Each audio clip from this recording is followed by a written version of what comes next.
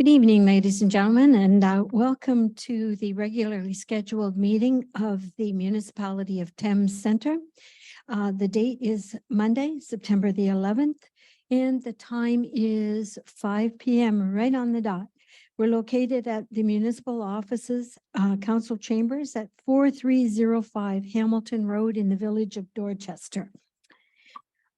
So at this time, I am advised that there are no additions to the agenda. So I'd like to ask if council has any disclosures of pecuniary interest. Okay, seeing none, we'll move on to some announcements. I'd like to take this opportunity to extend thanks and congratulations to all the hardworking members of our staff, volunteer groups, vendors, and musicians who helped make this year's Bridge Fest such a great event. Although the weather was overcast, there was no rain, and the little bit of mist that was in the air didn't appear to dampen anyone's spirits. And I really look forward to Bridge Fest in 2024.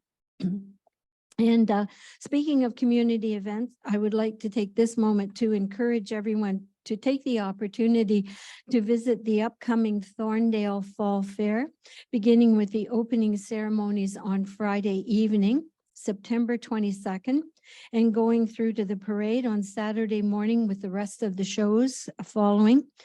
The events, the exhibitions, it's really well worth your time. And it finishes up on Sunday, the 25th.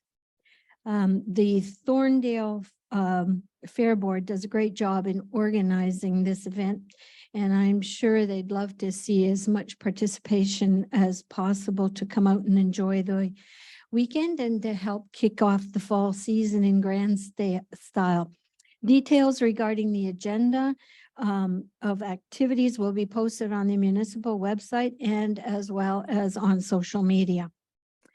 In addition, I'd like to remind the residents of the municipality that this coming Wednesday and Thursday, September 13 and 14, we'll be conducting the Community Services and Facilities Master Plan public feedback sessions.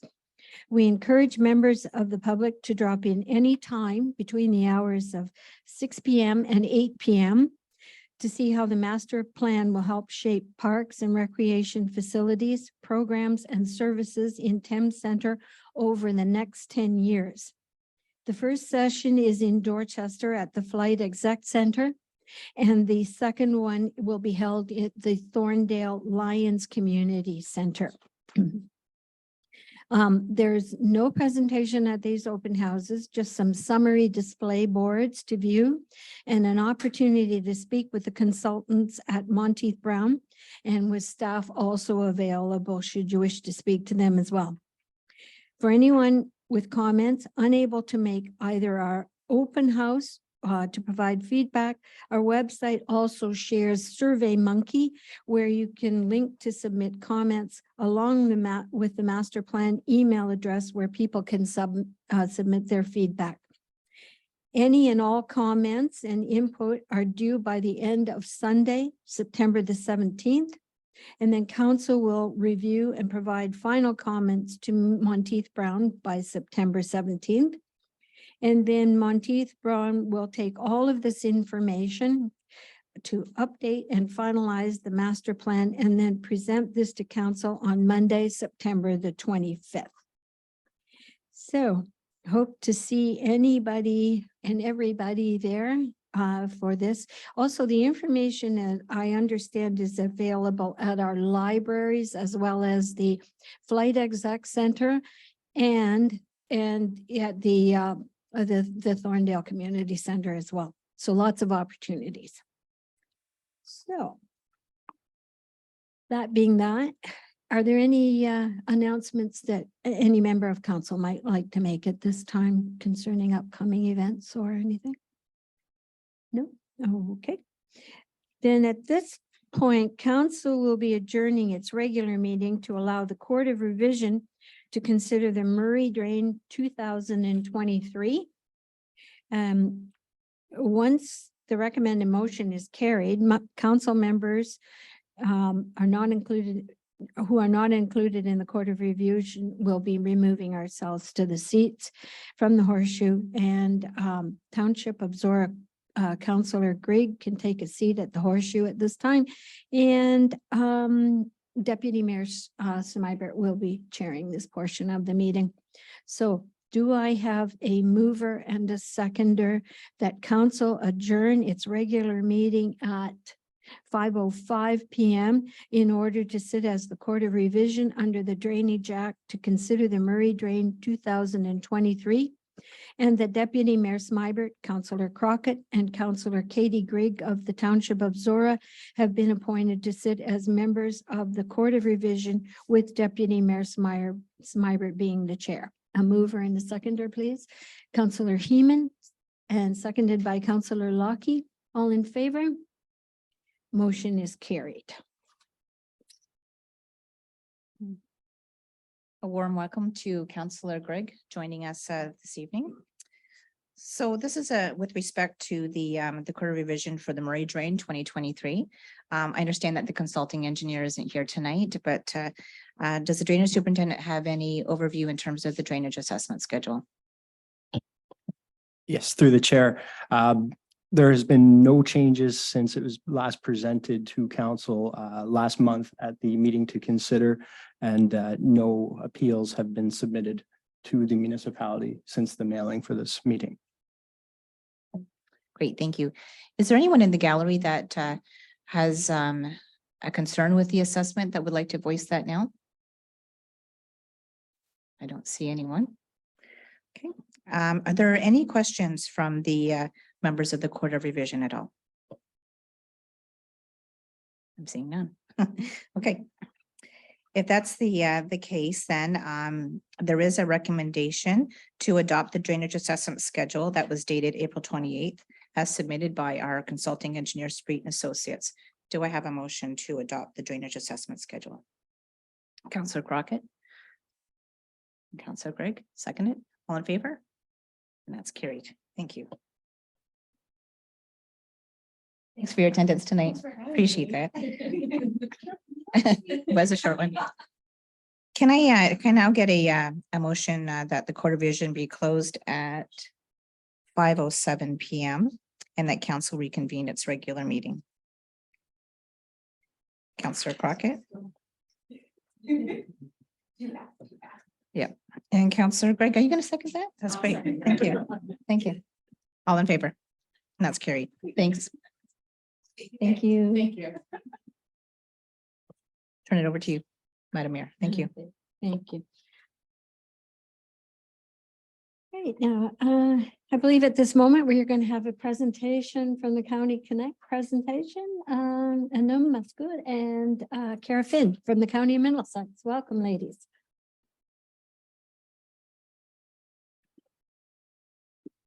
Through you, Mayor. Thank you very much for having us here today. And for those of you that don't know myself, I'm Cara Finn. I'm Director of Economic Development, and I manage the Middlesex County Connect project in partnership with Cindy Howard, who you all know as our GM of Finance and Social Services. And now Max Good, who's with me today, has done a phenomenal job, and she is our project coordinator for the Middlesex County Connect program. And many of you have gotten to know her over the last few months. So we're here to just kind of bring you up to speed with the project and tell you about next steps. So if we could go to the first slide, and we're going to tag team a little bit. So, and then we'll take over about halfway through the presentation. So the background of the project, for those of you that are new coming into this, is that it was launched as part of the Intercommunity Transit Service in September of 2020. You may recall there was a bit going on in the world around that time, and some complications in terms of launching a public transportation system. It was originally funded by the Government of Ontario under the Community Transportation Grant Program, originally from 2018 through to 2023 for $1.5 million. Subsequent to that, there was an extension of the program, again, to account for some of the goings-on of the COVID-19 pandemic, and that extension goes until 2025. And the extension is worth about $927,000. In addition to this, Arcadis IBI Group was retained in July of last year by the county to conduct a county-wide transit needs study using additional funding from another source. And we launched 2 fixed routes on May 29th of this year that replaced the previous existing routes due to some of the things that we'll talk about in this presentation. So service for the project is provided through Voyago. You may very much have seen their buses running through your communities. In total, we have 2 coach buses equipped with an accessible wheelchair lift in each. Each seats 20 passengers with 2 wheelchair spaces in each. We have front-mounted bike racks for that accessibility as well, and the buses are AODA compliant.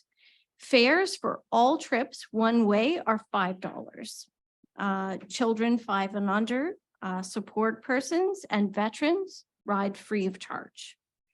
Cash, exact change, credit, and debit are accepted on the bus. We've had those systems in place for quite some time. And we've just launched an app where you can pre-book and pay your fares in advance as well. So, and it's been part of bringing all that to the forefront and allowing for that accessibility as well. So within that app, you can pre-book your trip, you can pay for your fare in advance, you can purchase now and use a 30-day student pass. That's also something brand new that we brought in. You can track the bus location in real time, and you can receive service notifications as well now.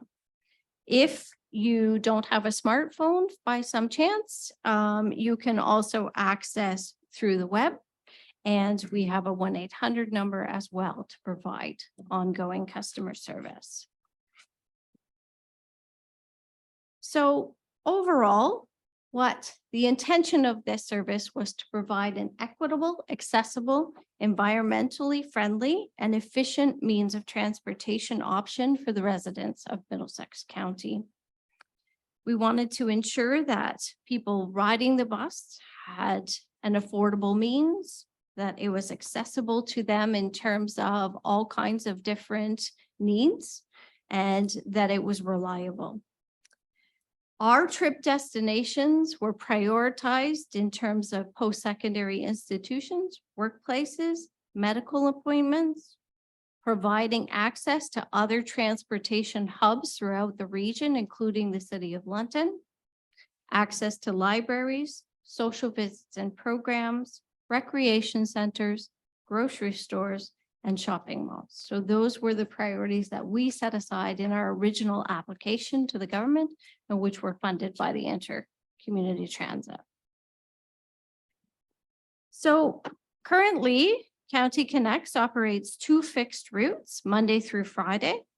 Route 1, which is our newest route, goes in the north of the county from Lucan, Biddulph, into Middlesex Center, hitting spots in Lucan, Ilderton, and Arva before proceeding into the hubs in the City of London, those main hubs being Mason, Villemont, and also Fanshawe College. The other route, which is an extension and a bit of a change from the initial route that runs through Thames Center, extends all the way from Woodstock into Ingersoll, and then into Putnam, Dorchester, and again into the City of London to hit in those main hubs, and also Fanshawe College.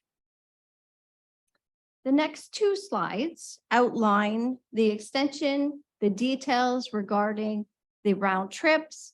I won't go into those details, but they are all there for you to be able to look through. And if you have any questions, you can always either ask us today, or you can follow up with Anum. She's a wealth of knowledge and she knows these like the back of her hand from all of the research that has gone into them. So a little bit of background compared to the new previous routes 1 and 2. We have ridership details from September 21st of 2020, mid-pandemic, through to May 26th of this year. You'll see laid out there basically the popularity of each stop. And you'll see also the Route 2, that again was the initial 2 routes that were flowing through Thames Center. And again, the ridership statistics on each of those. On the next slide is the new route running from Oxford County through to Dorchester and into London.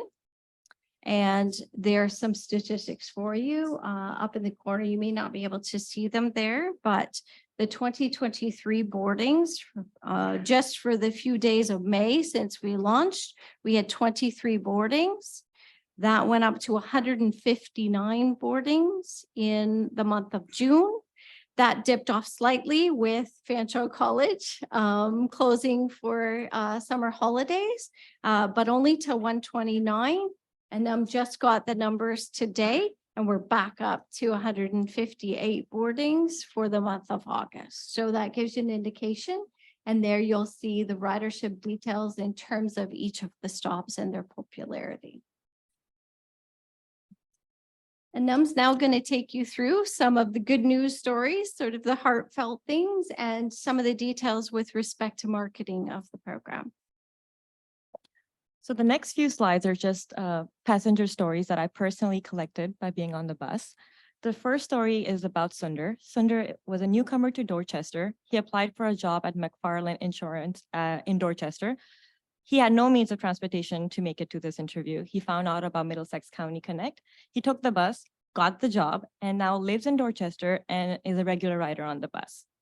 The next story is these 2 lovely ladies, Kim and Sharon, took the bus from Dorchester to Masonville Mall. This was just a casual trip. They got on the bus to go meet their friends and walk the trails nearby. Now they're not a regular user on the bus, but they take the bus for casual trips. So the next slide here is about Curtis. So I met Curtis's mom at Lucan Summerfest. That's where she learned about the Middlesex County Connect. She told me that she would love to have Curtis ride the bus. The day Curtis rode the bus, she sent me a personal message sending me pictures of Curtis and a little testimonial explaining how appreciative she is of the transportation system and how this has allowed Curtis greater access to participate in community activities. So so I met Jocelyn and Andre on the bus in Dorchester to Masonville Mall again, and they were here from Antigua. So she said that she was unable to find transportation means again to get around in Dorchester. She took the bus during the summer to just get around, sightsee, and meet with friends. The next few slides are just displaying some of the marketing material that's made available to municipalities and organizations. This is available electronically, and if you would like printed material, that you can always send me an email and I can provide those to you as well. So we have social media kits. These are highly customizable. You can download the social media post. You are free to change the content if you like, but we do provide you sample text. We have posters. The next slide will show you some flyers. We have brochures, e-banners. We also have screensavers that are available for libraries to have on their computers, email blasts, e-newsletters. The municipality here has been very welcoming to, and I send a lot of emails to you guys. There's a lot of people here that I've been sending emails to. You guys have included blurbs in e-newsletters. There was one that just went out in September. There were mail inserts that were included in the hydro bills that just recently went out, I think, 3rd week of September. The next slide is about, it's a community support slide. So these are just examples of some of the social media posts that were reposted. City of London reposted our post there on their Facebook and Instagram.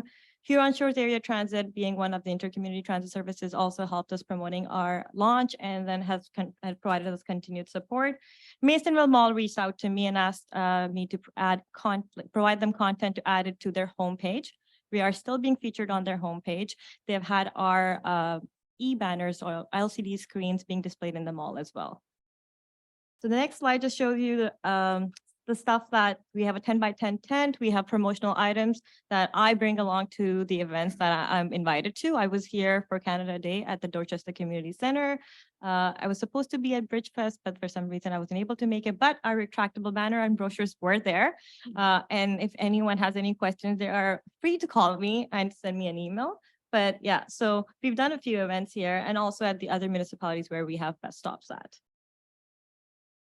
So this slide basically just talks about some of the next steps that we have planned. So we will be direct mailing our County Connect brochures out to residences in all the municipalities that have our bus stop. We will be continuing our communication and marketing efforts to build brand awareness. We will be focusing on advertising opportunities for businesses who are interested in promoting their business on our buses and bus shelters. There's ongoing conversations and collaborative planning with other regional SCT members, Huron Shores being one of them that got profiled on this presentation.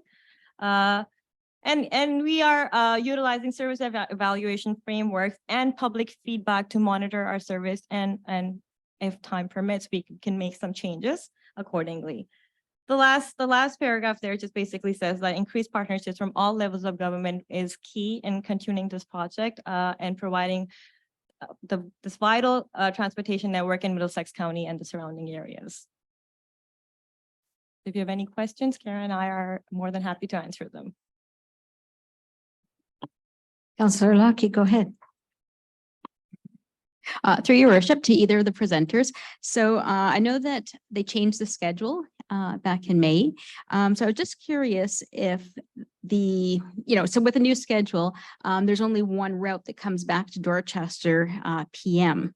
So with that change, there could be people that it's no longer feasible to use the bus anymore. So has the increase in ridership from extending it to Woodstock offset any loss of passengers that it's no longer feasible for? So that would be so this just got launched in May, and 30% of ridership comes from Fanshawe College. So that dip that you saw is mostly because Fanshawe College was not operating during the summer. I think we're going to be evaluating our ridership in the next 6 to 12 months to really see if we lost any kind of passenger, especially by looking at those, the frequency of boardings at each bus stop. So we are going to be monitoring it. Right now, it's too premature for us to make any kind of, conclusions, because again, like a majority of our ridership comes from Woodstock and Dorchester towards Fanshawe College. Being it's September, last week we had our Students Ride Free campaign. So we had, I think that 4 days, we had 68 boardings in just 1 week. So we have statistics coming in, and we are monitoring it, but it's too premature for us to be making any kind of conclusions at this point. Has there ever been any consideration to having a second route, like in the PM back to Dorchester? So we are open to all of these suggestions, and yes, we are looking at the frequencies, and I get a lot of emails and calls. So I am keeping record of all of the recommendations that I'm getting from public. Yes, that it's exact. I mean, we still have a year and a half to operate. We consistently keep on looking at our schedules. We are making sure that we are listening to the public, and if there will be a need for it, then we can always look at it and kind of like, get back to the municipalities and talk about the schedules. What's your ridership statistics for the north route? So the north route, so the very first month, since we only have had 3 months of operations, we had 38 boardings. Then it went up to 85, and last month we had the same 159 on it.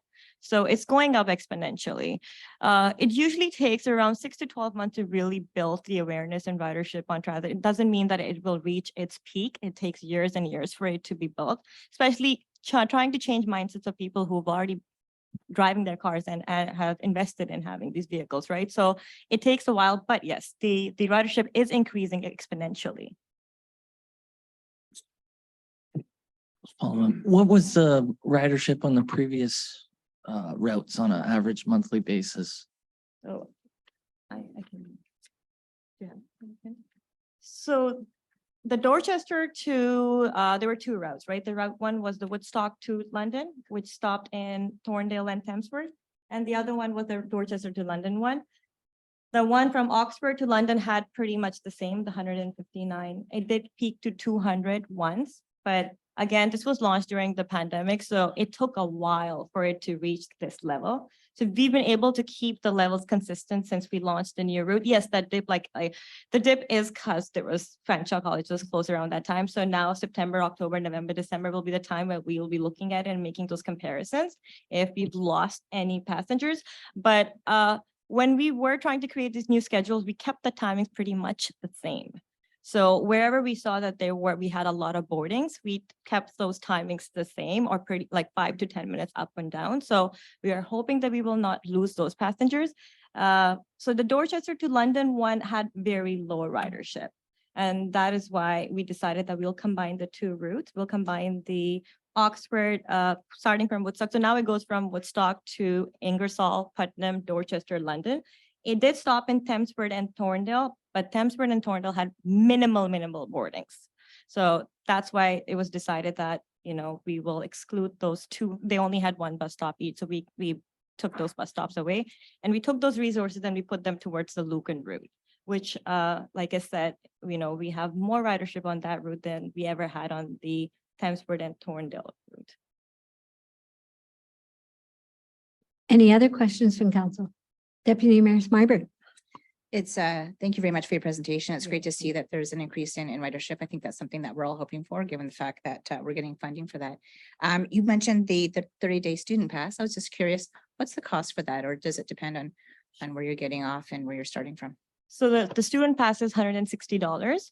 It's 20% discounted from if a student would be taking it every day. So it's $5 one way, $10 round trip. So you'll be spending close to $200. So this has been discounted by 20%. So it's meant for students who are regularly using it, because the bus itself is $5. It's very affordable.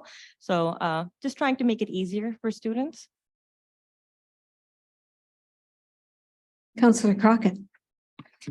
Thank you. I also want to say thank you for your presentation. I often see the bus go up and down Byron Ave. So nice to see kind of where it's headed. I have two questions for you. It seems as though you're doing great on the grant front. Do you anticipate receiving grants past the 2025 date? Through you, Mayor, to the councillor.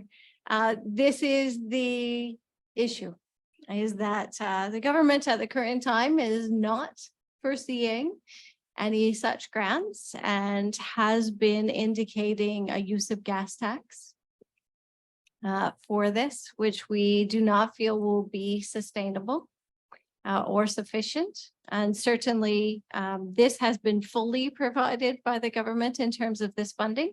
And so there is a great need for advocacy and knowledge among our municipal councils to advise the government that such arrangements will not be sustainable post 2025 should there not be other programmings being developed. So it is definitely on our radar. And in fact, NUM is planning to have a forum to talk about regional public transportation. There are a number of pilot projects such as this operating throughout the region, and NUM has done a phenomenal job of trying to align our services with those services as well. And that's why oftentimes the times are the way they are, so that someone can be traveling from long outside of our region and then within our region and still get back as well. So she's done a lot of work in that regard as well. SCORE, our regional economic development group, has also been working on some public transportation. So we're planning next spring to bring everybody together with new ridership statistics. As NUM says, it will take, at least 6 months to really see where we're all sitting, so that we can bring that to the forefront and talk about next steps for advocacy and funding, because we will all have to work together in order for this to be successful in the long run. But we're grateful for the opportunity to have been able to pilot these projects, to adjust and flow accordingly, to see where we can draw the most ridership possible and the most dollars from a revenue source as possible, with great partnerships like the one we've been able to accomplish with Voyago as well. So it's a very complicated task, but one that we are really poising ourselves to have some answers for what happens next. Thank you for that. My second question I'll ask with a lot of optimism behind it. How do you anticipate evaluating locations going forward as the communities in this pilot project expand? So good question, because of course there is a lot of expansion happening throughout our communities as well as those throughout the region. And really we are looking at this data every day that we can Anum receives ridership statistics once a month from Vallejo, but she's on the app every day and on her email every day with that same optimism and enthusiasm and very excited about the ridership details that we're receiving. It's very different than it was when we started this project. Certainly, we're still waiting for all of that fallout to kind of reside and shift, but we're excited to see what happens. But we will be evaluating the same way that you see there with the very details about percentage of use, and also that community engagement is just key. So she's receiving those emails, she's getting those phone calls. I know David has received those as well. We had a conversation last week about some of those coming in, and we want to have all of that information, both soft and hard, to really look at the analytics and see what the best scenario will be. Perfect. Thank you for that. And thank you for all of your work. You seem very dedicated to this project. Yes, we're very lucky to have a gnome at the county. So I actually just have one question too, and that is, are you getting any sort of buy-in from employers? Not yet, Not but yet. that's going to be my next focus. So I was hoping that once the back to school time, this month ends, then starting October, I will be focusing on the employment side. So we're going to, hopefully, maybe we can come up with another pass, a discounted pass or ticket, something like that, that employers would be able to purchase from us and provide it to their employees. Great, that's like, and Councillor Heeman? Yeah, I was just wondering if there's been any programs from the federal government. This seems like a good project for carbon tax dollars. I know that they have done some transportation funding. Just wondering if you have any feelers out on that.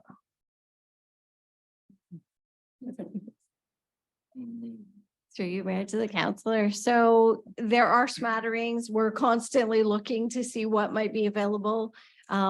Right now, there's a program that's just been launched that may allow us a bit of an extension or to look at additional add-ons. The problem with a lot of the programs right now is that they are very time sensitive. And getting the actual buses in place is not possible. So in our conversations with Vallejo, who have tremendous fleets available, they are finding these timeframes to partner with us to be very difficult.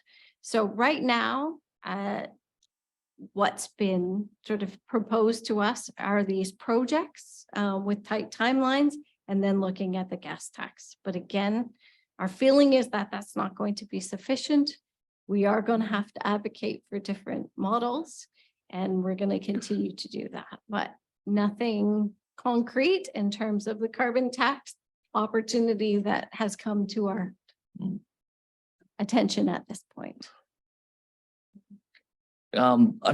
You mentioned that you did a review of different intercommunity transit systems. I was wondering if you came across the system that Innisfil has.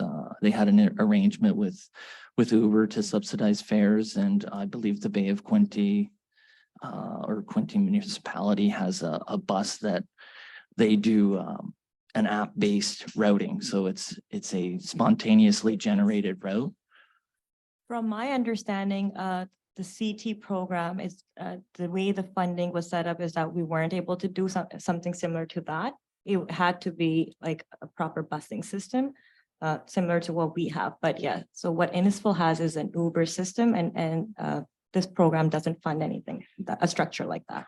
So does it have to be intermunicipal in order to qualify? Yes. Yeah, the intercommunity. Would the Bay of Quinte model potentially work? Because I think it's great that we're helping regional transport, but it's also, if we want to, justify financing it from a local perspective, we definitely want to see, that multiplier effect locally as well. So previous to Anum coming on, we were running an on-demand using our same bus availability here in Thames Center. We did that on the weekends to see if there would be any demand, and particularly put something in place with the loss of the grocery store in Dorchester as well, to see. We did not have any take up of that program at all. There was really zero ridership on that program. So to Anum's point, the CT program needed to be inter-community led, and that is why it was set up the way it is. However, we did have some excess funds available because of COVID, where we were able to add that on-demand component to the existing system to try it out. It didn't work. It doesn't mean that it won't work in the future, but that particular way of doing it did not prove to be fruitful for us. Just one more question. So is it fair to say that between the two routes, it's roughly 4,000 per year in terms of passengers? So only now are we reaching these numbers, and hopefully it's gonna continue increasing. So it should, I'm hoping it will be, but yeah, if we continue on this route, we should have close to that kind of amount of boardings. Okay, with roughly $1 million spread over 2 years, it's $500,000 per year. It's roughly $120 per fare. Do you have an idea at what point this becomes sustainable, or what is the long-term subsidy that is feasible? So it's not going to, when we say sustainable, it won't be sustainable by transit fare alone. That's not going to happen because this is a social service and it will require government funding. The number, and we've gotten this question a few times now. So like I said, we would love to give a number out now, but I think, again, since these routes were only launched in May, we would like to actually see real data come in and then come back to the municipalities and go over these statistics and share with you and share the goal and share what we think, what number we can reach and what's, because again, like I said, this is just too premature. And again, it takes years to build ridership on transit, right? And we're not there yet. And I understand that this program has been out there since September of 2020, but this was launched during pandemic. And it's the same case with all the other intercommunity transit services. We have conversations with them all the time. Now we're all seeing like an uprise in ridership. And it's been exponential. Like it isn't like, oh, we're just going up by a few numbers. We're getting our numbers now. And all of us are kind of making modifications to our systems because we've had that 1.5 or 2 years to look at what has worked and what hasn't worked. We might not have received the boardings we were expecting, but we did learn a lot because the public feedback was there.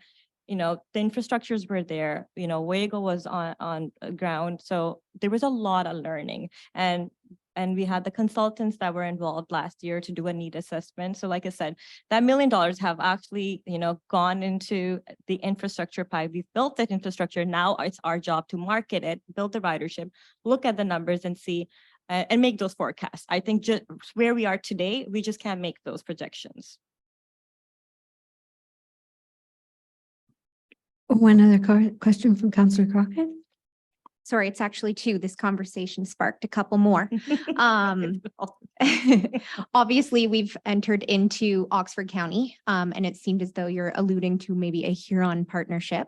I'm just wondering whether conversations with Elgin have happened since we were talking about employment opportunities and partnerships. So again, these routes are very complicated. There is not a formalized partnership and certainly not a funding partnership with those that are involved in the system.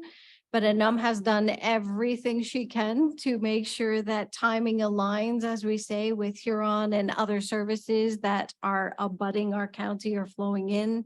She looked very closely at where they're servicing not to duplicate in any situation, which I think affords us the opportunity as things come about, and hopefully by next spring, again, we will be 1 year into the new routes. We will have ridership statistics for the year. The same pilot projects will have those as well. It will allow us all the opportunities to come together and see what may be possible for the future.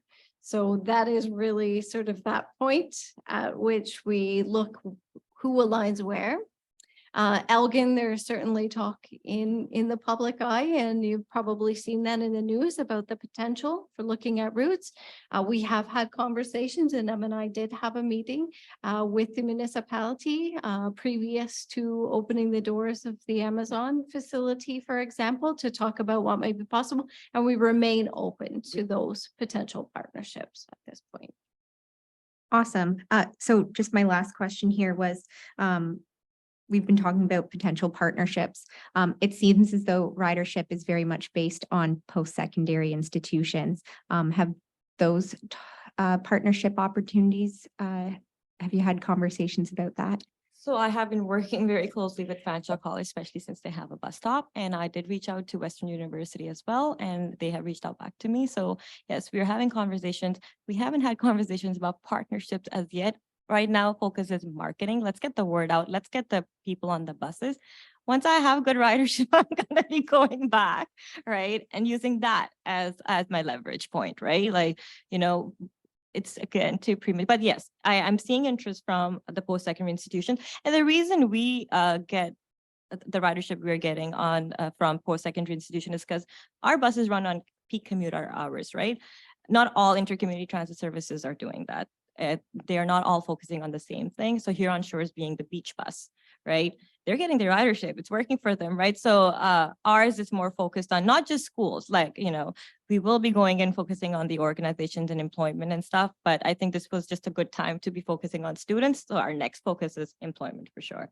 And we'll be using, hopefully we'll have enough ridership that we can use that as a leverage point for partnerships. Awesome. Great to hear that. Thank you. Councillor Heeman, another question? Yeah, I guess just a different way of rephrasing my question. Do you have an idea what fair operating costs are? And then there would be a way of figuring out what a subsidy coming from the municipalities would be.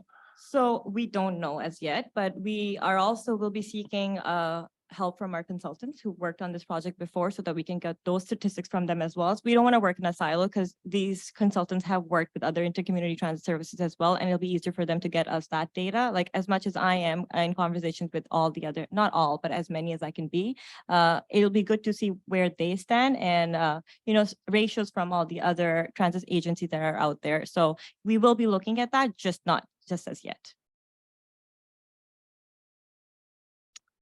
Good. Any other questions from council? Are we all good? Okay. Well, I want to thank you very much. That was very informative. I know a little bit about from my membership on SCORE, but it's nice to have an expanded idea of what's going on.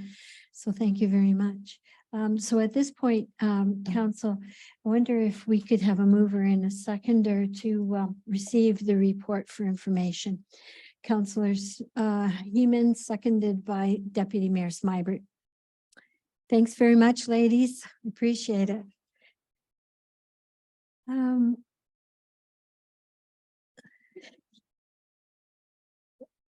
I will. All right. So all in favor? Motion's carried. Thanks very much. Okay, then moving on to, I believe we have a presentation for the Clash of the Thames. Clash on the Thames, sorry.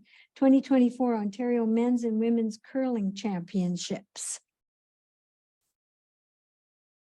Just go ahead whenever you're ready. Thank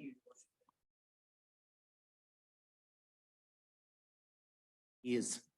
Bob is the event chair, I'm the vice chair, and with us is Dick Bowman, our marketing guru, and Bruce Richards, our security guy. The presentation is very brief. It's just information that we just want to let you know where we stand and what we're doing, and we're proceeding very well. Staff, especially Steve and Devin, have been very, very helpful, very cooperative, and we're appreciative of that. We're getting close. So the events in January, we expect 15 to 18,000 fans. The women begin play on the Monday. We'll have opening ceremonies on that night, with their final being the Friday night on the January 26th. And the men, Wednesday to Sunday, same drill, basically. Just the women's final and would be a single game. There'll be mixed draws happening, but of course the final will be you know, a separate event, of course, because it's a big thing with a Scotty's berth on the line and subsequently a Briar berth on the line. The support's been unbelievable. We're grateful for the community and the help and everything. And Dick's been beating the bushes for, and he's got a fantastic team in place that's been going on and whatever. And we have a full event ticket passes available at this time. At some point, we're not exactly sure when, probably around the end of November, we may have like a single game tickets, but as of now, it's full event passes that are live. It's $190 plus an event fee plus tax for the whole event, so it's quite reasonably priced. And some of our supporters, just the Dairy Farmers of Ontario being the title sponsor. And other locals. And that's it, so. Welcome to any questions you may have or any comments.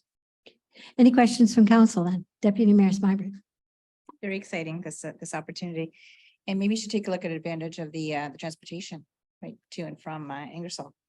As an aside, actually, but so I know that when this event came as a tankard, the men's tankard to Dorchester, it was a great event. How do the numbers compare when you're looking at a tankard versus a men's and women's championship? Having women brings a different demographic of fans, which is huge for us. As far as numbers, we have a few more draws, a few more games, so hopefully the numbers, we had about 15,000 in 2015 fans, so we're hoping to have a bit of an increase on that. And as for the transportation, we can certainly put a link to that site for anyone. That's a good idea. Any other Councillor Heeman? Well, I just want to thank you guys for organizing this. It's a tremendous athletic activity in the winter, and I know it really brings the community together, and thanks for thinking of us. Yeah, it's a rural sport. The grassroots of curling in rural Canada, so it's a great event to have. Comment on that, Dorchester or Thames Center was. Thames Center was a great venue in 2015 when we held it last time, and it supported us well. So it was without any hesitation on our part to come back. So I'm glad that you guys are supportive of this as well. I clearly remember that one. Yeah. In fact, I think you can probably back me up over here. We had to clear off one of the ball diamonds for some parking too. Yes, thank goodness it was cold. Yes, it was. Deputy Mayor Smyberg, did you have another question or comment? Yeah, just a question. So I know that you've been really successful in getting sponsorships, but if we're talking to people in the community and if they want to do something to help, how best can people in the community help you and your committee at this time? They can certainly reach out to us. Go to our curling club website. It's the easiest thing. Or find Dick wherever he is in the streets. He's certainly well known in the community, and he's heading the marketing. So. And did I hear that you've maxed out on your volunteers already? We have 212. 212 at this point, yeah. And the last time was 240, and we had probably too many, and we're doing a little less in volunteer needs this time. So.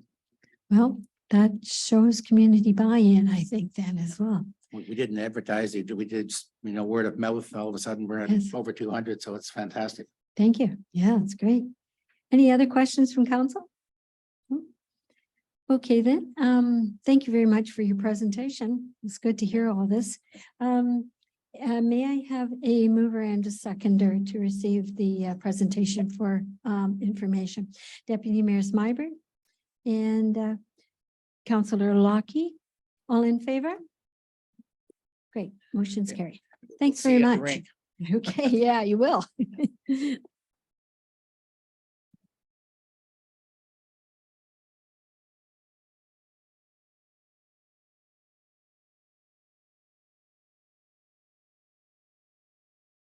Great, then, so the next item on the agenda is the adoption of the regular council minutes from August the 14th of 2023.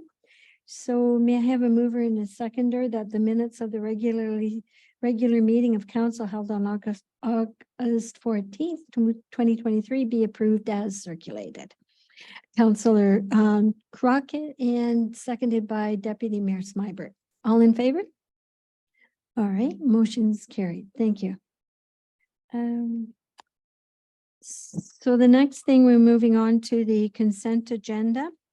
Items listed under the consent agenda are received for information in one motion. Council members may request that one or more item be removed for further action.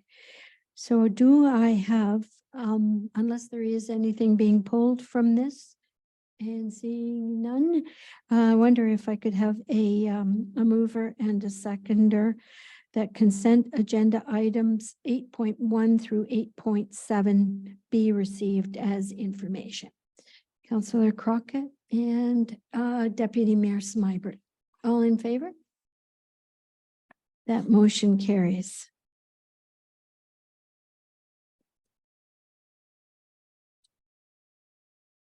And we'll move on to reports of departments and Travis, if you would like to report on PWDR -014-23 Trudgeon petition.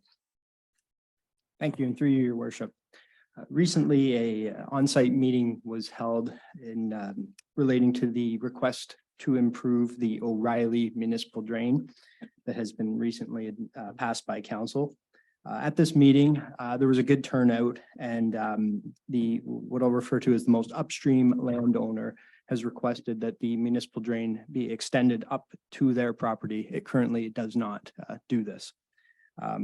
By accepting this petition, council will be authorizing the engineer to proceed with his report and taking the drain all the way up to the most upstream property. And if you have any questions, I can help.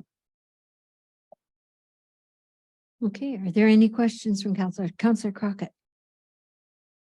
Through your worship. Just for clarification purposes, that means there would be no work on the existing drain. It would just start from where it ended and then go to Mr. Trudgeon's property. Through your worship, no, that would not be the case here. So there's an active request to improve the O'Reilly drain, and this would just extend that work. Okay, that's really what I was asking, but yes. So obviously there's an evaluation of that property that it does in fact require drainage. The extension I'm referring to, right? That's correct, your Yeah. worship. That property is inside the O'Reilly watershed. Perfect, okay. Any other questions from council? Okay. All right then, so at this point then, do I have a mover and a seconder for the recommended motion as appended to the agenda? Councillor Crockett and seconded by Councillor Lockie. All in favor? Motion carries, thank you. Thanks, Travis. Great, item number 9.2 F013-23 tax adjustments pursuant to sections 357 and 358 of the Municipal Act 2001. Our Director of Financial Services to present. Go ahead when you're ready. Thank you very much, your worship, and through you, report F-013-23 is before you for consideration. Section 357 and 358 of the Municipal Act allow a property owner to make application for the cancellation, reduction, or refund of taxes. It is the responsibility of MPAC to provide their recommendation on assessment reductions. A municipal council can decline to approve applications made under these sections, and a taxpayer then has the option of appealing to the Assessment Review Board for final determination. The municipality has received 4 applications requesting the cancellation, reduction, or refund of taxes for both the current and prior years. Staff is unaware of any reason to deny these applications. I'm happy to answer any questions you may have. Thank you, Ms. Grogan. Any questions from council on this report? Okay, seeing none, may I have a mover and a seconder I'm sorry. Do I have a mover for the recommended motion as appended to the agenda? Mover and seconder. Deputy Mayor Smyber and seconded by Councillor Lockie. All in favor? Motion is carried. Thank you. Next up is the office rewiring project. Again, Ms. Grogan, if you'd like to present. Thank you, your worship. And again, through you, report F-01423 is before you for consideration. It is before you, given that it has been quoted over budget in excess of the permitted thresholds provided in our procurement bylaw. The report provides the scope of work to be completed, as well as the rationale behind the need for the project. Staff are recommending approval of the project. Both Greg Marles, the manager of IT infrastructure and technical services from County IT, and myself are here to answer any questions that you may have.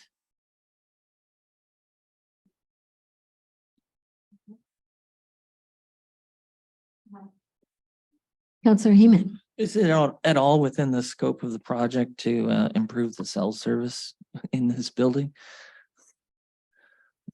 I don't know. That's a good question.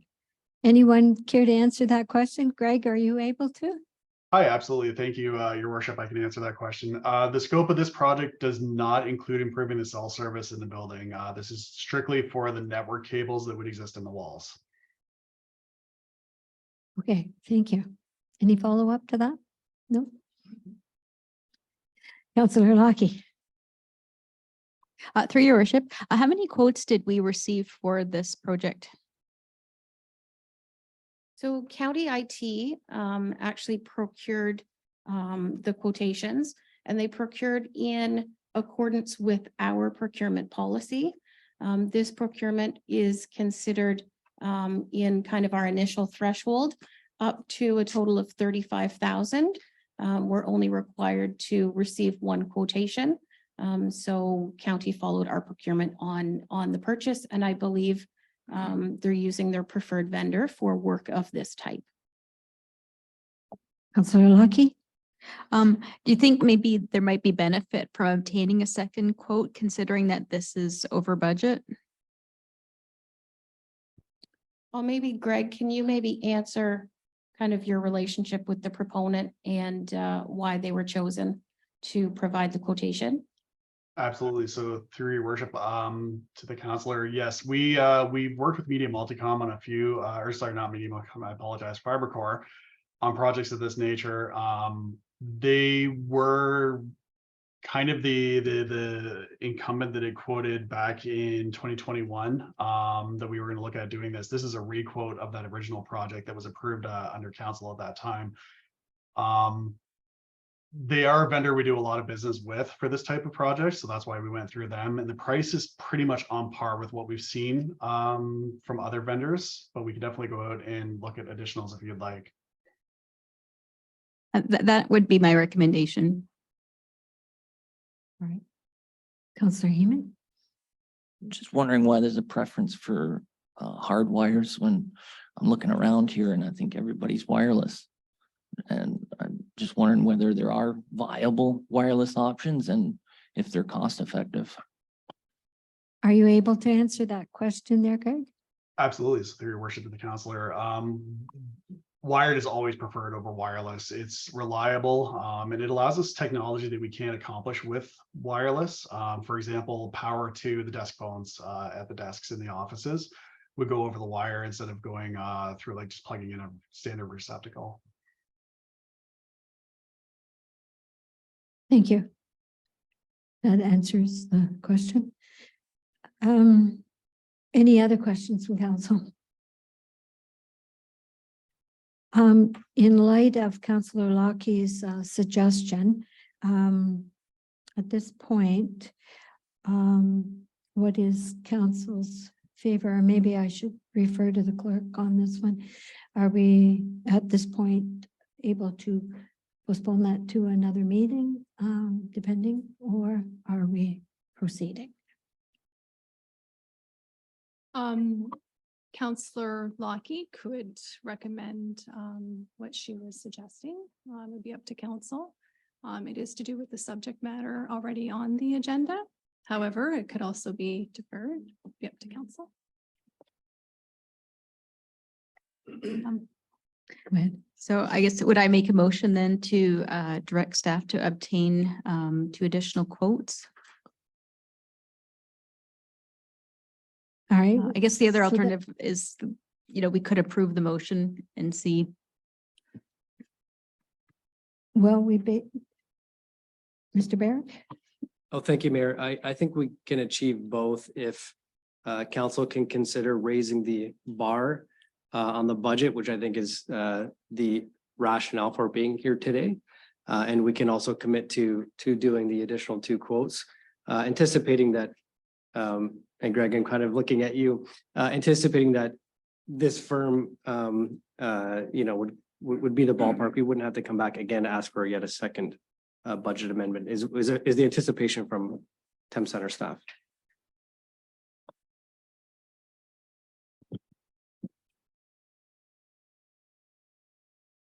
All right, then, so, I'm sorry, Counselor Heeman? I would like to second Councillor Lockie's motion with the friendly amendment that we raise the limit to $35,000 and that 2 additional quotes are requested. All right, so you're moving the motion?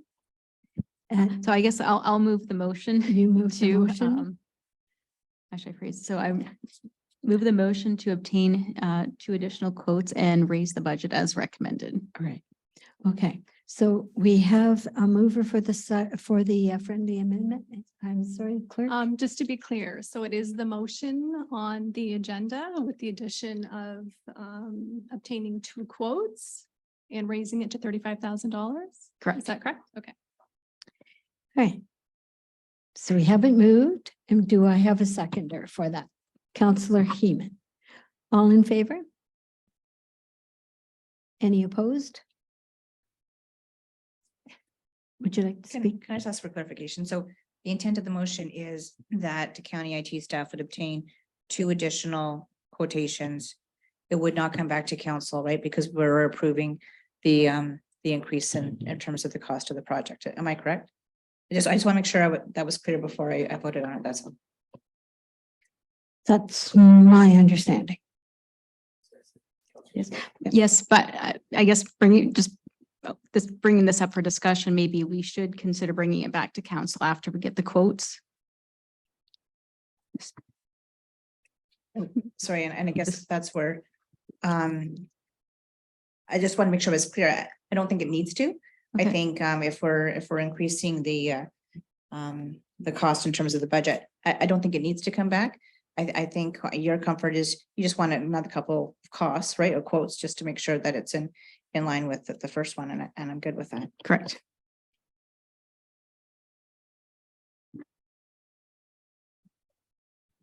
So, Counselor Heeman. Yeah, and I would prefer if it didn't have to come back, because I think if we want to get this done in a timely manner and Right.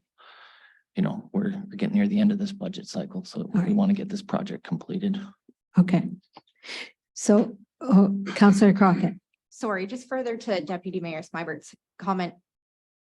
If we're changing this, does this then filter down to us having to bring back a bylaw and a procurement process for under $35,000? So will that in a roundabout way bring it back to council? Or is this a one-off motion? Yes, certainly, go ahead. And through to the councillor, the intent of this report is to ensure we are compliant with the current bylaw. Because the cost was over budget to such a high degree, that's why it's back on a percentage basis. Now, if council is going to raise that budget threshold, we will be in compliance with the bylaw. Okay, thank you for understanding my question. Who knew? All right, so are we all clear on the motion and prepared to vote? Okay, so all in favor? All right. None opposed, so that motion carries. Okay, thank you very much. And thanks, Greg. Great, thank you.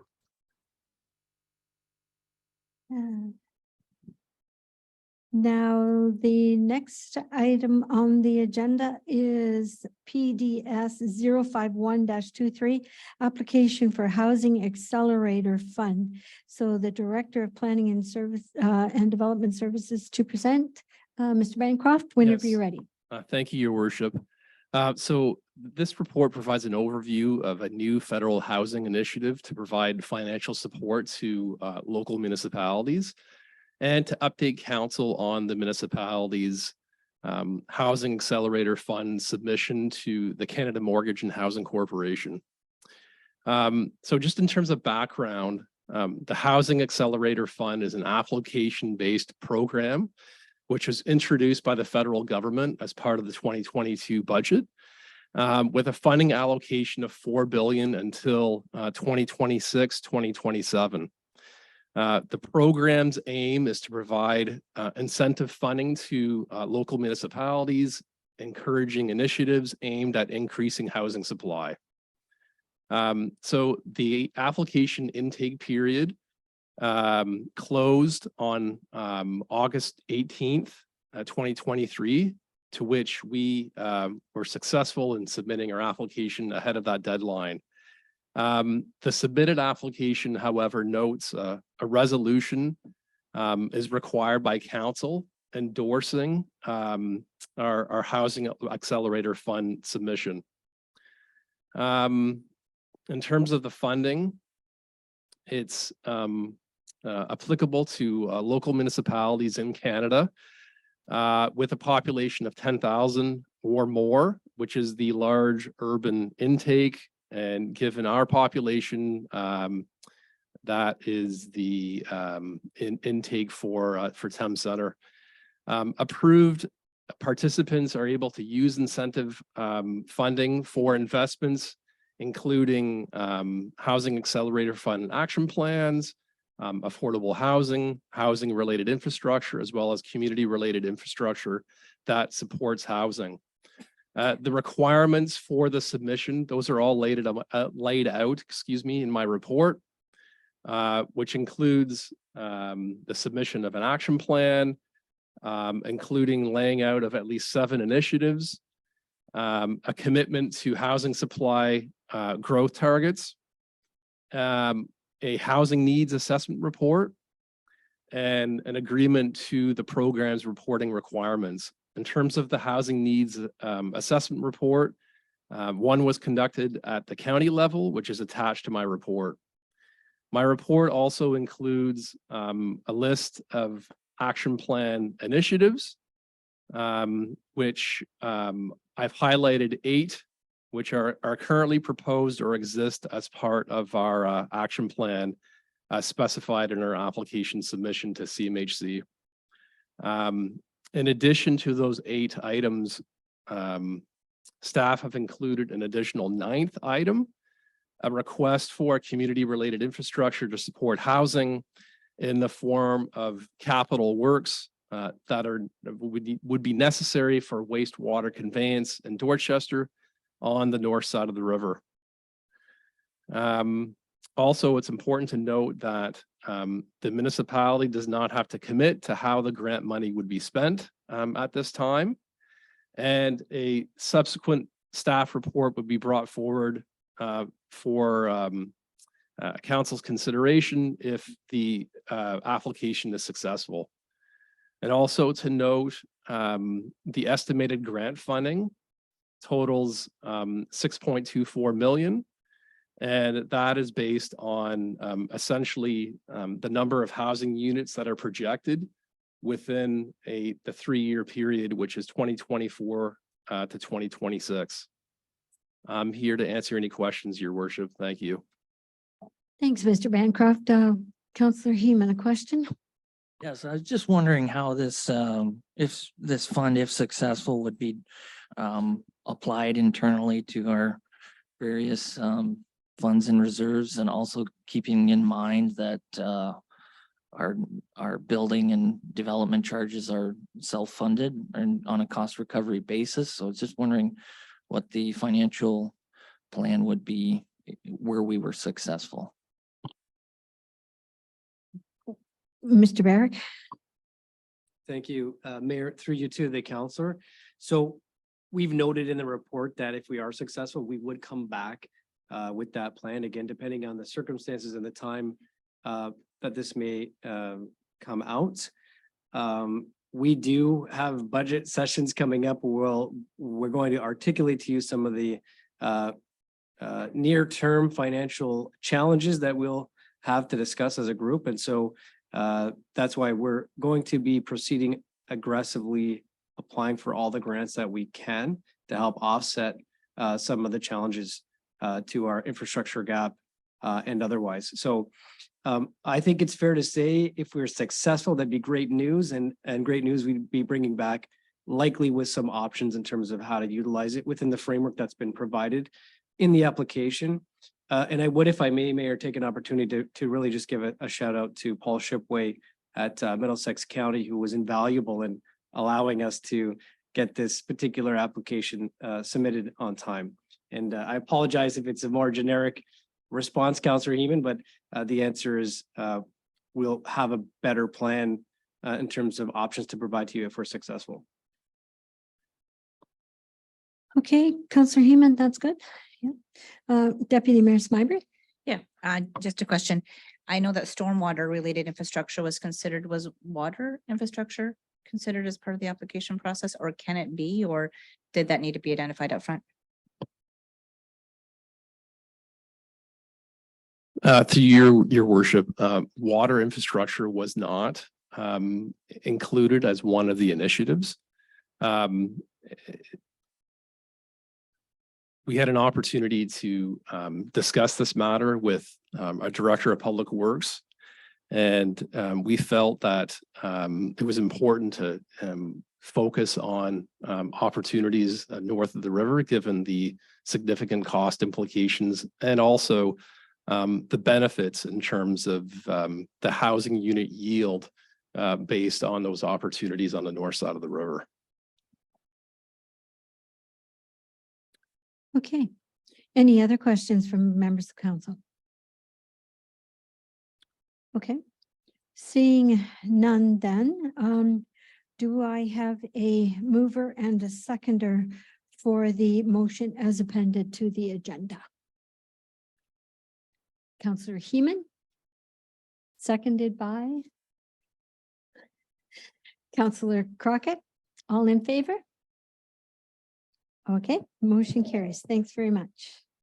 The next item on the agenda is CS 013-23 Flight Exec Center Expansion Project Naming Rights Agreement. And I'll ask the Director of Community Services and Facilities to present.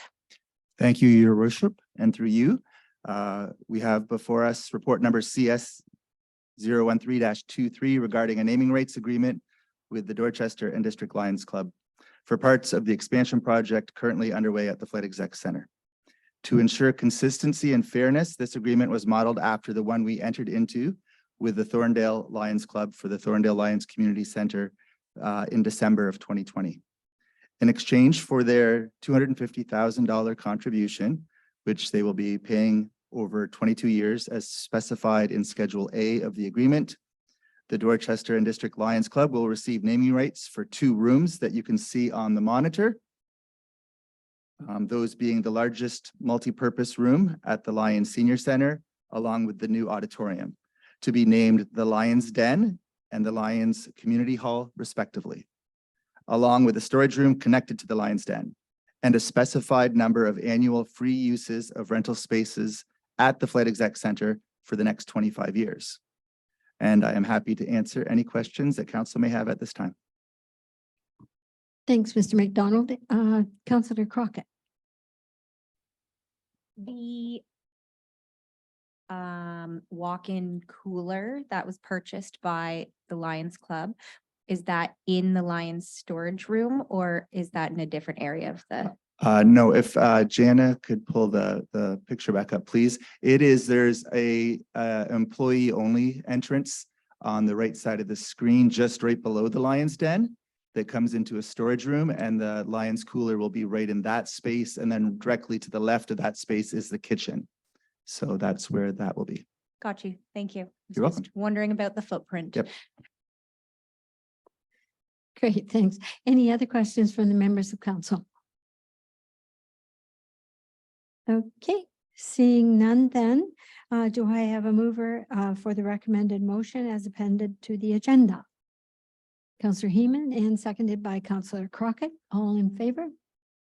That motion carries. Thank you. So we'll move on to my activity report. This is a brief report this month. Things slowed down a little during the month of August. However, I did have a number of opportunities to speak with or meet members of the community over various concerns or issues in the municipality. And I do want to say that I'm very grateful to have these chances to do so. As part of this, members of both staff and council had an opportunity this past September 6th to meet with residents concerning the proposed development by Auburn Homes for the lands along Richmond Street, Marion Street, and over to Clara, Ida, and Eva. The developer, Steve Stapleton, was in attendance along with a few of the experts he is using, particularly surface water drainage and other related issues. This, in my opinion, was a very productive exercise, as it was a chance for all those concerned to ask their specific questions and get some answers. The comments from the session have been noted by our planning staff, and at a future date will be included in the report prepared by the staff. As an aside note, this type of community engagement over planning applications is something we are committed to doing as other developments are submitted. From what I've heard, it seemed to be a very worthwhile exercise. In late August, I and members of council had the opportunity to attend the AMO, Association of Municipalities of Ontario conference held in London this year. It was a great occasion to meet with and share our concerns and our asks of provincial government ministers or their associates on matters of importance to the community, and to meet many other members of other municipalities to discuss some shared interests. I looked at it as a tremendous learning opportunity, and I'm glad I had the chance to attend. Finally, our CIO, Mr. Barrick, and I had the opportunity to visit Pink Precast and learn more about their business and tour their production facility right here in Dorchester. This coming Friday, September the 15th, the company is hosting a celebration of 90 years in business.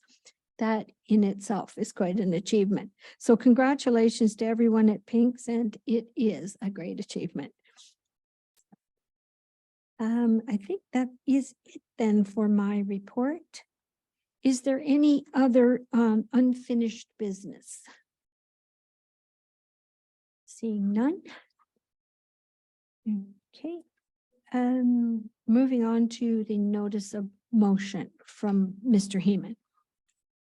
Okay. Thank you, Your Worship. I'd like to read in a couple notices of motion, one of which I hope we would consider today as the subject matter is time sensitive. So the first one is it's not an unfamiliar motion. It's titled Comprehensive Services, and it was passed in the previous council term, but not completed. So I'd like to bring that forward for consideration in a future meeting. So the title is Comprehensive Services.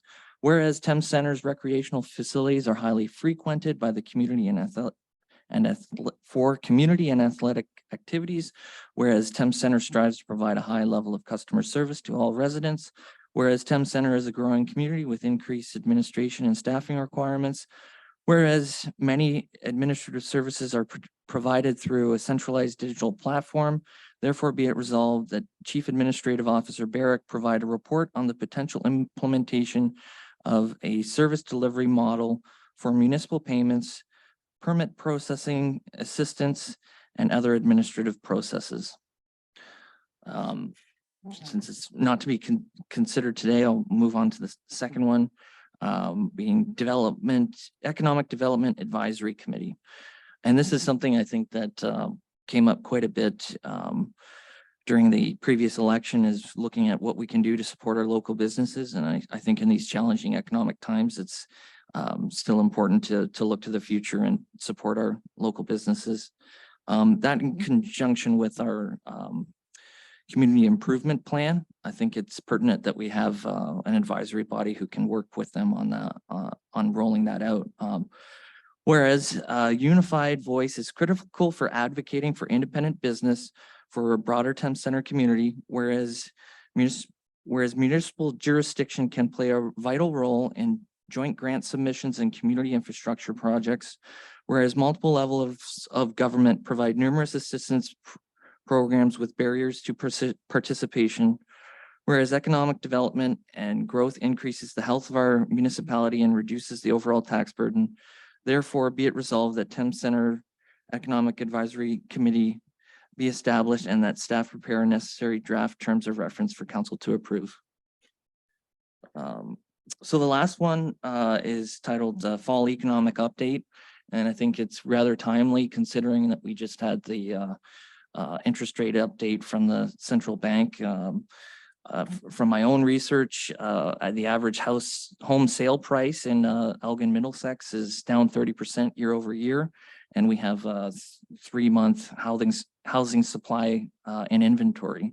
I raise this because many of our revenues are derived from development fees, and also, being a organization that drives financing from property tax. These are relevant pieces of information. As we head into the budget, I think it would be pertinent for us to have this information in advance so that we can do our due diligence appropriately. So the motion is as follows: that staff work with the County Economic Development Team to prepare a report for information respecting a local economic update, which may include building permits, buildings completed, 2024 permit forecast based on current projections, and available commercial and industrial zoned lots. Thank you, Councillor Heeman. So I guess at this point, are you asking that this be dealt with tonight, or are you Just requesting that? through your worship, just the fall economic update, because I'd like to give staff at least a month to prepare it, and then it's still a month in advance of our budget deliberations. Okay, thank you. So before we move on, then, are there any questions or comments regarding Councillor Heeman's suggestion for the fall economic update? I would make a motion to consider. Okay. Do we have a seconder for that one? Just for- Maybe I need clarification from the clerk on this. Just for a point of procedure here. So the motion to allow the consideration without previous notice needs a mover and a seconder. Councillor Heeman has moved that, but it does require a 2/3 vote for it to be considered tonight.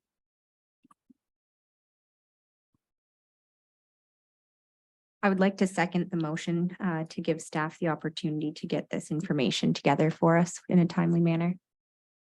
All right. So we have a mover and a seconder. And Councillor, any comments? Yes. Is this something that staff would normally undertake anyway? Moving into budget?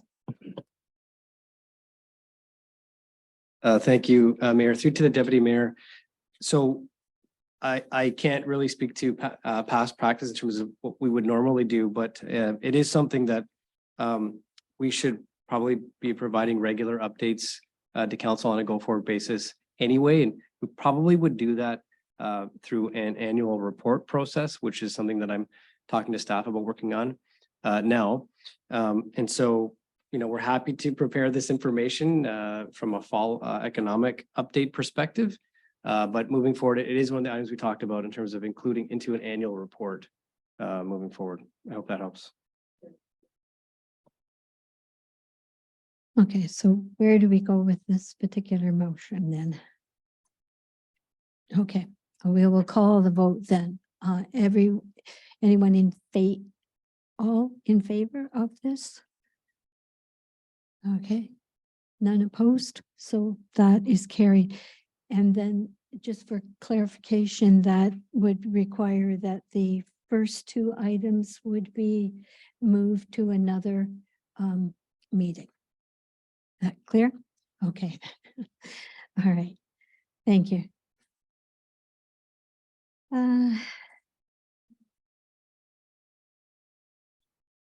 Okay.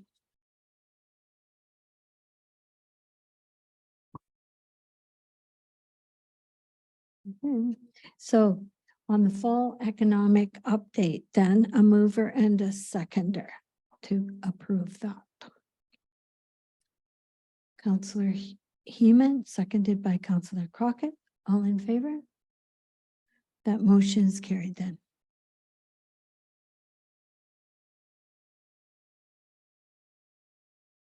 All right, any new business coming forward? None? Okay, so on your agenda, there are bylaw items number 14.1 through 14.3. Do I have a mover for the recommended motion that bylaws 82-2023 through 84-2023 be adopted as presented? Councillor Crockett, and seconded by Councillor Lockie, and all in favor? Thank you. That motion carries. So at this point, we are going to be moving into closed session to consider just a minute,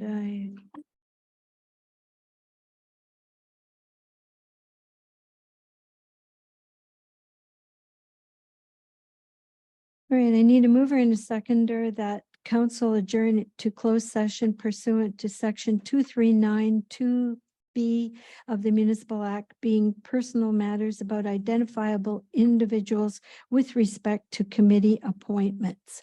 A mover and a seconder, please. Councillor Crockett, and seconded by Deputy Mayor Smybert. All in favor? That motion is carried. We'll now go into closed session. Live streaming will end and return later. Thank you.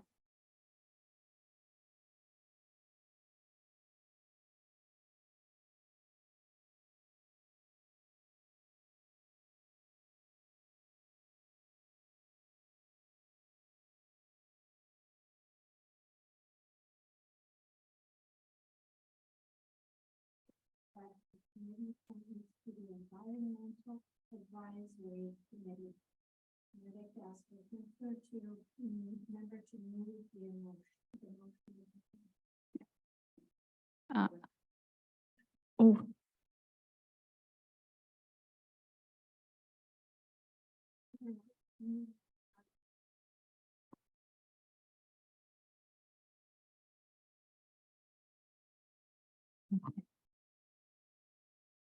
During the closed session, council discussed personal matters about identifiable individuals with respect to committee appointments to the Environmental Advisory Committee. And at this time, I'd like the council member to move a motion above for the appointments. Councillor Lockie? I move that council appoint the following community representatives to the Environmental Advisory Committee: Patty Kemp, Ruth John, Ken Empey, Betsy McClure, Jim Rule, Jacob Damstra, and that the clerk be directed to update the appointment bylaw accordingly. Okay, seconder for the motion, Councillor Crockett. All in favor? That motion is carried. Okay, now. So at this point, the confirmatory bylaw, do I have a mover to approve the confirmatory bylaw? Councillor Crockett and Councillor Lockie. All in favor? That motion is carried. Just by way of notice, the next meeting will be on Monday, September the 25th at 5 p.m. here in the chambers. The meeting following that will be Monday, October the 16th, 2023, beginning at 5 p.m. in the Thorndale Lions Community Center at 265 Upper Queen Street in Thorndale. This time I'd like to ask for a motion to adjourn tonight's meeting. Deputy Mayor Smybert and seconded by Councillor Lockie. All in favor? That motion is carried. Thank you very much, ladies and gentlemen.